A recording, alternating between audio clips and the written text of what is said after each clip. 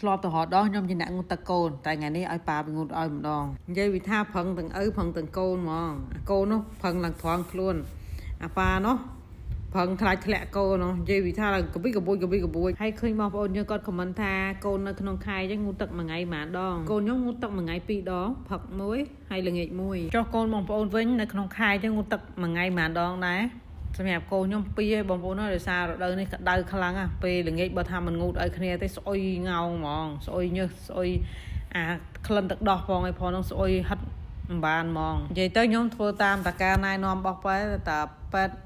ឮថាអត់ហាមអីហ្នឹងគឺធ្វើធម្មតាមកឥឡូវអ្នកជំនាញជាងូតទឹកហើយយើងកាត់ចូលមកពេលព្រឹកបញ្ញត្តិសកម្មភាពពេលព្រឹកខ្ញុំក៏មានដាក់ឲ្យគាត់ធ្វើថាមីថាមហើយម្ដងពេលកំពុងតែដាក់ឲ្យគាត់ធ្វើថាមីថាមហ្នឹងគឺខ្ញុំក៏បានលាបជាមួយនឹងពេកតែបងប្អូនយើងគាត់ឆ្ងល់ថាតើពេកនេះជាពេកអីពេកនេះគឺជាពពួក baby oil ចាសម្រាប់លាបឲ្យកូនង៉ែតហើយយើងលាបពេកនេះដែរដើម្បីម៉ាស្សាគាត់ដូចជាព្រលឹមឡើងហ្នឹងគឺយើងបន្ទាប់ពីងូតទឹកហើយគឺយើងម៉ាស្សាដៃម៉ាស្សាជើងគាត់អីចឹងទៅអញ្ចឹងយើងប្រើអាពពួក baby oil ហ្នឹងទៅវាល្អចំពោះស្បែកហើយយើងអាចម៉ាស្សាគាត់បានក្មេងៗឥឡូវគេលែងប្រើប្រេងកាឡាលែងប្រើប្រេងខ្យល់លែងប្រើ T-Firap អីហើយអញ្ចឹង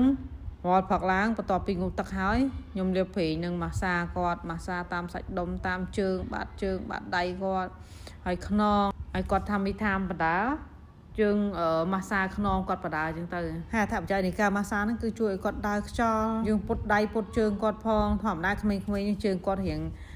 កោងអញ្ចឹងណាហ្នឹងហើយយើងម៉ាស្សាហើយយើងពុតតិចទៅរាល់ថ្ងៃទៅហើយពពួក baby oil ហ្នឹងវាមានច្រើនពណ៌មានពណ៌ផ្កាឈូកពណ៌ស្វាយទៅសម្រាប់ខ្ញុំប្រើពណ៌ស្វាយប្រើពណ៌ផ្កាឈូកហើយបើសម្រាប់ថ្នាំនេះវិញ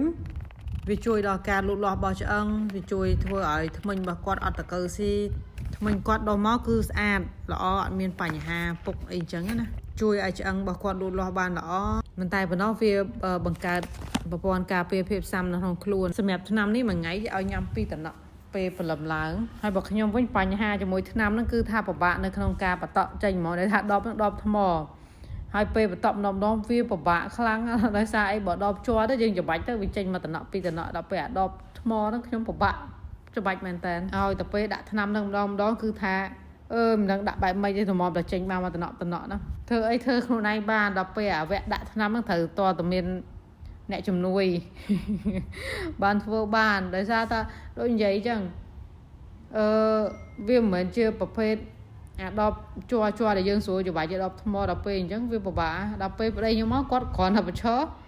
គាត់ថាដាក់បានគាត់ថាគ្មានពិបាកអីផងអញ្ចឹងបានថាស្អីធ្វើបានដល់ពេលអាវគ្គដាក់ថ្នាំហ្នឹងគឺថាតតែហៅគេហៅឯងមកមិនដាក់បានសម្រាប់បងប្អូនដែលចង់បានជាមួយនឹងមេក្លិនឥឡូវនេះក៏យើងមាន promotion រាល់ការទិញជាមួយនឹងឈុតធំគឺយើងមានថែមជាមួយមេក្លិន10តូចហើយ free ដឹកជូនទៀតដំណឹងពិសេសសម្រាប់អ្នកដែលគាត់តែងតែ share និង comment ច្រើនជាងគេគ្រប់វីដេអូនៅក្នុងការ post នៅក្នុង page នៅចុងខែនឹងមានការចែករង្វាន់សម្រាប់ top fan